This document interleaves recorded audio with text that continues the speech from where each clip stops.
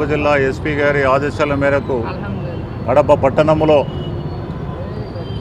అధిక సౌండ్ ఇచ్చే సైలెన్సర్లను పెట్టుకొని కృత్రిమంగా మోటార్ సైకిళ్ళని నడుపుతున్న మైనర్ల నుంచి దాదాపుగా 40 సైలెన్సర్లను సీజ్ చేయడం జరిగింది.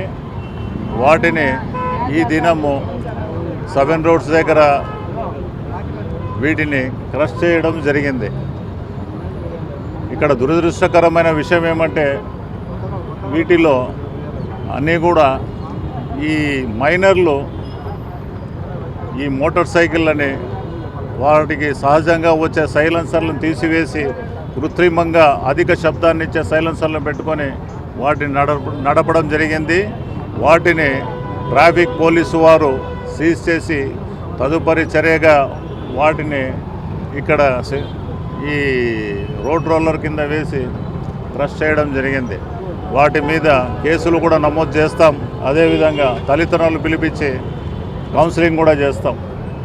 నా యొక్క విన్నపం ఏమంటే తల్లిదండ్రులందరూ కూడా వాళ్ళ పిల్లలకి మోటార్ సైకిల్స్ ఇచ్చినప్పుడు వాళ్ళు అడిగిన వెంటనే డబ్బులు విచ్చలవిడిగా ఇచ్చి ఆ సైలెన్సర్లు దాంట్లో సహజంగా వచ్చే సైలెన్సర్లను తీసివేసి కృత్రిమంగా అధిక శబ్దాన్ని ఇచ్చే సైలెన్సర్లను పెట్టుకొని ఎట్లంటే అట్లా స్పీడ్గా ర్యాష్గా డ్రైవింగ్ చేస్తూ అపాయాలకు గురై కొంత ఇంకా ఫ్యాటల్గా ఈ కాళ్ళు చేతులు అవయవాలు పోగొట్టుకొని లేదా చనిపోయి చాలా దురదృష్టకరమైన పరిస్థితులు జరుగుతూ ఉన్నాయి. కాబట్టి వీటన్నిటి మీద తల్లిదండ్రులు దృష్టి పెట్టాలని నా యొక్క విన్నపం.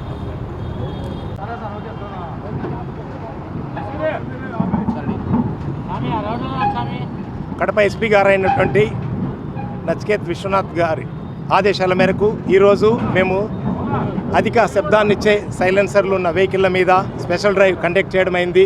దీంట్లో భాగంగా దాదాపు 40 వెహికల్స్ సీజ్ చేశాము. దానికి సంబంధించిన సైలెన్సర్లను తీసి ఈ డోజర్ కింద రోలర్ కింద పెట్టేసి క్రష్ చేయడం అయింది. అదేవిధంగా వాళ్లకు ఫైన్స్ ఇంపోజ్ చేశాము. మేము కోరుకునేది ఒక్కటే, ఈ అధిక సైలెన్సర్లు ఉపయోగించడం వల్ల శబ్ద కాలుష్యంతో స్కూల్ దగ్గర కానీ స్కూల్ పిల్లలు అదేవిధంగా ఏజుడు వాళ్ళు కూడా బండి వెనకాల వచ్చి ఒక్కసారిగా ఈ సౌండ్ రావడంతో ఏజుడు వాళ్ళు కూడా భయపడి వస్తున్నారు. అంతేకాకుండా ఈ హాస్పిటల్ ప్రెమిసెస్లో కూడా ఈ అధిక సౌండ్ ఇచ్చే సైలెన్సర్ల వల్ల చాలా ఇబ్బందికరంగా ఉంది. సో అంతేకాకుండా దీంట్లో పొల్యూషన్ కూడా ఎక్కువ వస్తుంది, మామూలు స్మోక్ పొల్యూషన్ కూడా. ప్రతి ఒక్కరూ అర్థం చేసుకోవాలి, ముఖ్యంగా పేరెంట్స్ బాధ్యత తీసుకోవాలి.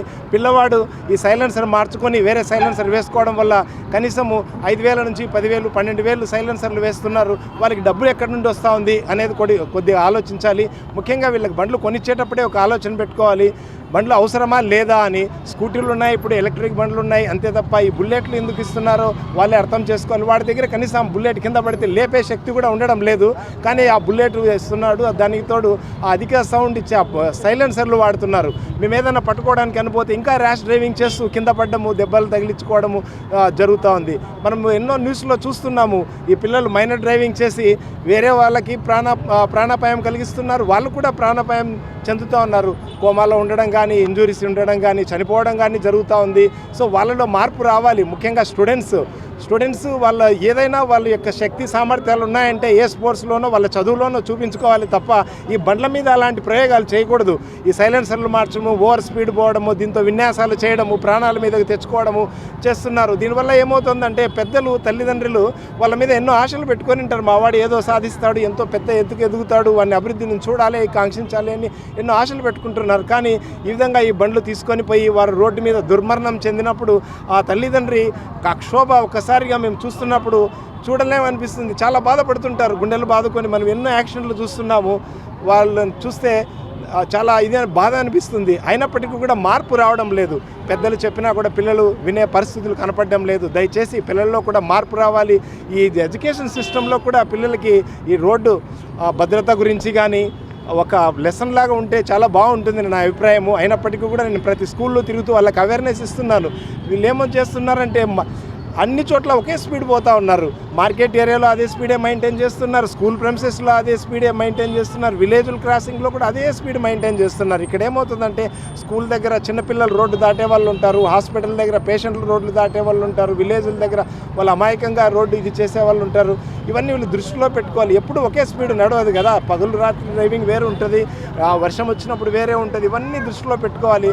దయచేసి ఎవ్వరు కూడా ఈ సైలెన్సర్లు మార్చడం కానీ అధిక సౌండ్ ఇచ్చి ఇతరులకు ఇబ్బంది పెట్టడము, వాళ్ళు ఇబ్బంది పడ్డము చేయొద్దని నేను దీన్ని సహసిద్ధమైన సైలెన్సర్లను మార్చి వీళ్ళు వాళ్ళకి సహకరిస్తున్నారు. ఒకవేళ అది మా నోటీస్కి వస్తే ఏ మెకానిక్ చేస్తున్నాడు అనేది వాళ్ళ మీద కూడా మేము యాక్షన్ తీసుకుంటాము. మెకానిక్లు కూడా కొద్ది జాగ్రత్తగా ఉండాలి. ఇక నుంచి మెకానిక్ షాపుల మీద కూడా మేము గమనించి వాళ్ళ మీద కూడా రైడ్ చేయడం జరుగుతుంది.